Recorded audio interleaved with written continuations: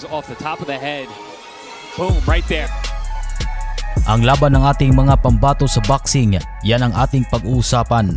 Ngunit bago tayo magpapatuloy, ay huwag kakalimutang mag-subscribe at i-click ang notification bell button para kayo po'y laging maa-update sa mga boxing topic natin.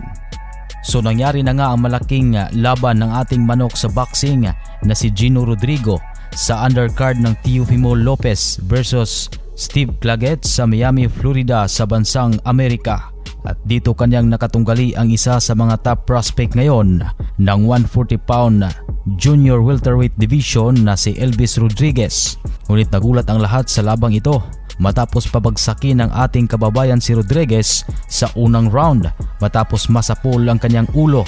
Makikitang nahihilo na sana sa pagkakataong ito si Rodriguez, ngunit bago magtapos ang unang round ay agad naman itong nakarecover matapos pabagsakin ang ating pambato gawa ng kanyang counter. Habang nagiging agresibo si Rodriguez at sa huli ay nakamit pa rin ni Rodriguez ang panalo sa pamamagitan ng lopsided unanimous decision sa score na 98-91 at 97-92. Nang hinayang ang karamihan sa nangyari dahil muntika na nga sana niyang matalo si Rodriguez. Sa kabilang banda naman ay bigo din ang dalawang matibay na kababayan natin na lumaban sa Amerika sa ilalim ng Golden Boy Boxing Event nito nakalipas lamang na Biyernes. Kapwa knockout ang inabot ng dalawa nating kababayan kung saan natalo si Janelle Lausa via 4th round knockout sa kalabang undefeated prospect na si Leonardo Sanchez.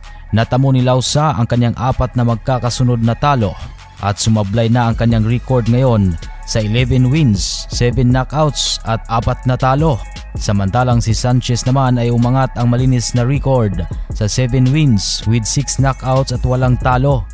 Samantala maliban dyan ay ang isa pa nating manok sa super bantamweight division na si MG Boo ay talo din sa ikalimang round na pagka-knockout mula sa kamay ng kanyang kalabang undefeated fighter ng Mexico na si Brandon Sanchez Ruiz. Kaya naman sumablay na din ang record ni MG Boo sa 9 wins with 5 knockouts at 8 talo. Habang ang Mexicano naman ay umangat na sa 9 wins, 8 knockouts at walang talo. Nakakapanghinayang lang ang mga nangyari sa ating mga kababayan mga idol na sana naman din po ay makabawi ang ating mga pambato sa mga laban sa Amerika dahil na hindi maganda ang resulta ng kanilang mga laban ngayong linggo. Samantala, kaabang-abang pa rin ang muling pag-akyat sa ring ng ating pambansang kamao Manny Pacquiao na kung saan ay kanyang makakatapat ang fighter ng Japan na si Rukiya Anpo na kanyang orihinal sana makatapat ay si Chihiro Suzuki na sa kasamang palad ay hindi natuloy dahil nagkaroon ito ng injury. Ganon pa man ay magaganap pa rin ang labang Pacquiao versus Anpo sa parehong araw at petsang itinakda.